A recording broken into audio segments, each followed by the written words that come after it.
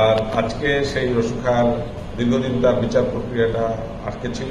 আজকে আমরা সন্তুষ্ট যে রসু খার ডেথ রেফারেন্সটা শুনানি আজকে উচ্চ আদালত সন্তুষ্ট রায় প্রদান করেছেন।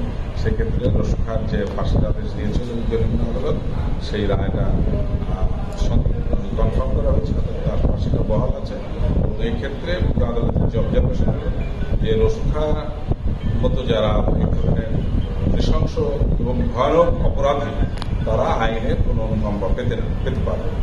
তাদের প্রতি সর্বোচ্চ শাস্তি অর্থাৎ মৃত্যুদণ্ড আমাদের আইনে যেটা আছে সেটাই তাদের জন্য একমাত্র সাজা। আরেকটা অপর দুই আসামির যেহেতু তাদের প্রথমবার তারা ফার্স্ট টাইম অফেন্ডার হিসেবে বিজ্ঞ আদালত তাদের মৃত্যুদণ্ডের সাজার পরিমাণটা কমিয়ে কনভার্ট করে সেটাকে যাবজ্জীবন বান্ধব। এই রায়ে কি আপনারা রায়ে আমরা সন্তুষ্ট। ওকে। এখন জন্ম সনদ দিয়ে খোলো বিকাশ স্টুডেন্ট অ্যাকাউন্ট।